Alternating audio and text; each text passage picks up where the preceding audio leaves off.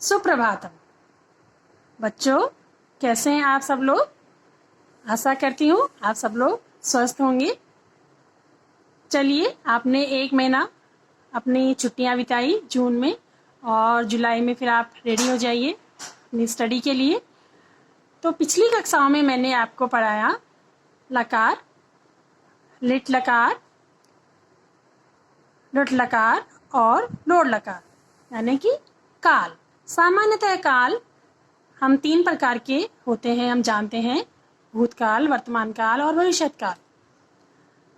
लेकिन और भी कालों का हम प्रयोग करते हैं, जैसे आज्ञार्थक, लोट लकार काल को हम आज्ञार्थक के रूप में जानते हैं।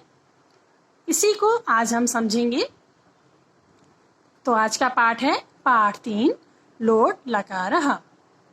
आज्ञा अथवा आदेश देने के लिए संस्कृत में लोट लकार का प्रयोग किया जाता है। किसी को आज्ञा देनी हो तो हम लोट लकार का प्रयोग करते हैं। आइए जानते हैं किस प्रकार से। एक उदाहरण के माध्यम से समझने का प्रयास करते हैं। जलम आनय। जलम का अर्थ है जल, आनय का अर्थ है लाओ। तो इस पूरे वाक्य का अर्थ हुआ तुम पानी लाओ। जलम आनय, इसका मतलब तुम पानी लाओ। तो ये यहाँ पे आज्ञा दी जा रही है, यानी ऑर्डर दिया जा रहा है कि तुम पानी लाओ। तो ये लोट लकार है। अगला उदाहरण देखते हैं। कक्षाया बहि मा गच्छ। कक्षाया, कक्षा से, बहि मतलब बाहर, माँ यानी मत, गच्छ मतलब जाओ। तुम कक्षा से बाहर मत जाओ। इसका अर्थ यह है कि तुम कक्षा से बाहर मत जाओ। यहाँ पर भी अध्यापिका छात्रों को आदेश दे रही है कि आप कक्षा से बाहर मत जाइए। धातुओं में जुड़ने वाले लोट लकार के चिन्ह या प्रत्यय इस प्रकार से हैं। बच्चों, मैंने आपको पहले भी बताया है कि धातु किसे कहते हैं। एक बार फिर से आपको समझाती हूँ। क्रिया के सूक्ष्म रूप को संस्कृत में धातु कहते हैं। क्रिया के सूक्ष्म रूप को धातु कहते हैं, और उसी सूक्ष्म रूप धातु के साथ लोट लकार के चिन्ह यानी कि प्रत्यय का प्रयोग किस प्रकार से होता है, ये हम पाठ के माध्यम से समझने का प्रयास करते हैं। सबसे पहले मैं आपको ये बता दूं कि संस्कृत में वचन 3 होते हैं।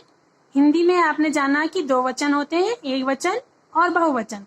संस्कृत में वचन 3 होते हैं, एक वचन, द्विवचन और बहुवचन। पुरुष 3 होते हैं, प्रथम पुरुष, मध्यम पुरुष और उत्तम पुरुष।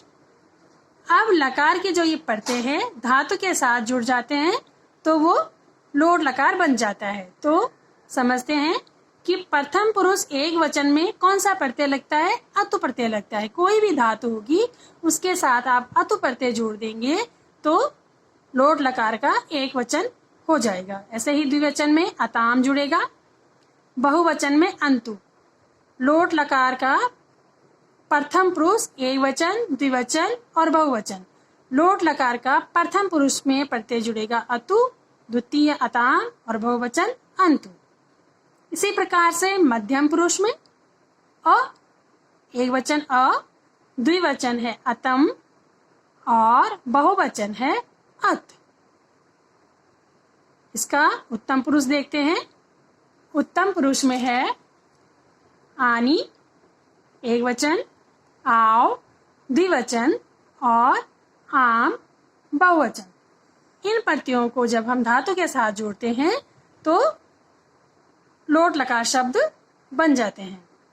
अब देखते हैं, हमने पठ धातु के साथ इन ऊपर जो मैंने अभी आपको प्रत्यय बताए, इन प्रत्ययों का प्रयोग किया पठ धातु लेकर के, और फिर देखते हैं कि ये किस प्रकार से लोट लकार शब्द बना है।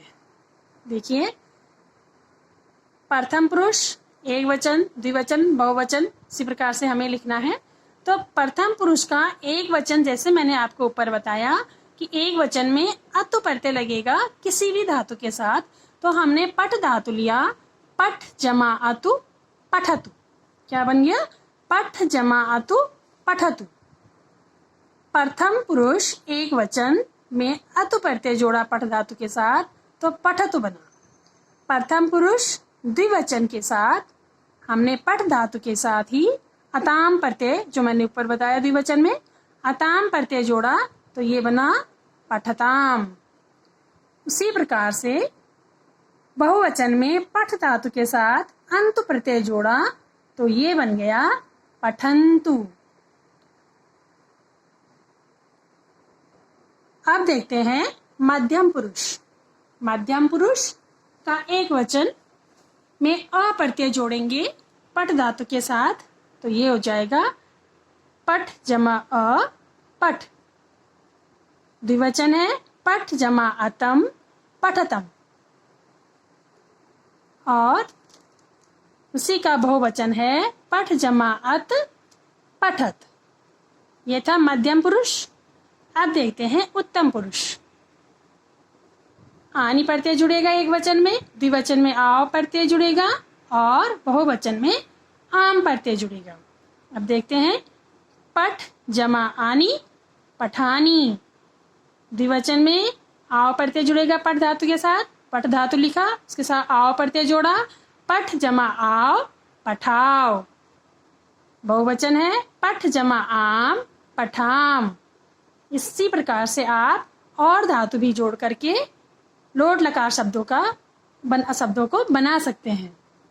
अब जैसे यहाँ पर पठ धातु जुड़ा है ऐसे आप यहाँ पे लिख धातु जोड़ सकते हैं, नम धातु जोड़ सकते हैं, चल धातु जोड़ सकते हैं। अगर हमने यहाँ पे लिख धातु जोड़ा तो क्या बनेगा लिख जमा अतु लिखतु, लिख जमा अताम लिखताम, लिख जमा अंतु लिखंतु। इसी प्रकार से आप और धातु जोड़कर भी शब्द बना सकते हैं। चलिए अब इन धातुओं के साथ में सर्वनाम का प्रयोग किस प्रकार से हुआ है उसे भी समझते हैं।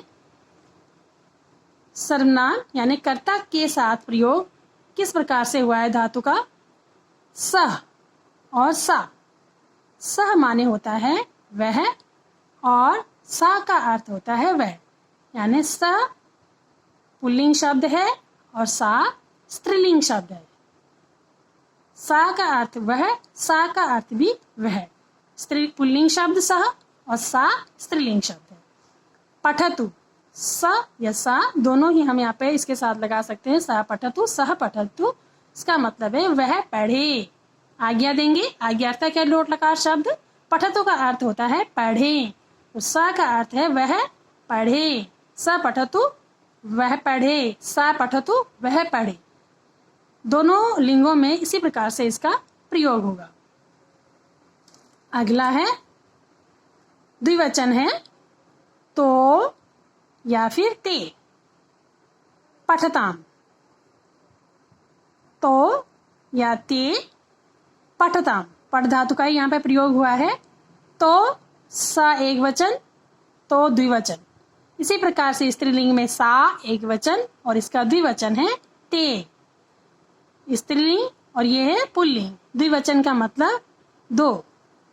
पठताम का मतलब होता है पढ़े, तो का मतलब वे दो, ते का अर्थ भी है वे दो। तो ते पठताम या तो पठताम इन दोनों का अर्थ है वे दोनों पढ़ें। अब है बहुवचन। बहुवचन में पुल्लिंग शब्द में स एक वचन तो द्विवचन और ते बहुवचन। ते मतलब वे सब। और यह इसी प्रकार से स्त्रीलिंग में सा एक वचन ते द्विवचन और ता बहुवचन होता है। तो ते और ता के साथ अगर पठंतु क्रिया जोड़ेंगे तो ये हो जाएगा वे सब पढ़ें। ते पठंतु वे सब पढ़े, ता पठंतु वे सब पढ़े। ते हो गया पुल्लिंग शब्द और ता हो गया स्त्रीलिंग शब्द। ठीक उसी प्रकार से मध्यम पुरुष में त्वम पठ तुम पढ़ो, युवाम पठताम तुम दोनों पढ़ो और यूयम पठत तुम सब पढ़ो। त्वम युवाम यूयम तुम माने तुम, युवाम मतलब तुम दोनों और यूयम का अर्थ है तुम सब। पठ पठतम पठत। पठ पढ़ो, पठतम पढ़ो और पठत पढ़ो। लेकिन यहाँ पर वचन का ध्यान रखना है कि एक वचन के साथ त्वम पठ आएगा, द्विवचन के साथ पठतम आएगा और बहुवचन के साथ पठत का प्रयोग होगा। उसी प्रकार है उत्तम पुरुष, अहम पठानी, मैं पढ़ूं, आवाम पठावह, हम दोनों पढ़ें, और वयम पठाम, हम सब पढ़े। एक बार दोबारा से अभ्यास करते हैं इसका। अहम पठानी, मैं पढ़ूं, आवाम पठाओ, हम दोनों पढ़ें, और वयम पठाम, हम सब पढ़ें। तो इसी प्रकार से आप और क्रियाओं का भी यहाँ पर या और धातुओं की धातु रूप का भी आप यहाँ पर प्रयोग कर सकते हैं। पठतु के साथ आप लिखतु, हंसतु, नमतु, कोई भी और क्रिया या कोई भी और धातु का प्रयोग करके सर्वनाम शब्द के साथ आप अभ्यास कर सकते हैं। तो आज के लिए इतना ही। जो भी मैंने आपको पिछला ये पाठ पूरा पढ़ाया है, आप इसका अभ्यास करेंगे और अपनी नोटबुक में ये सारा कार्य नोट करेंगे। तो आज के लिए इतना ही। धन्यवाद।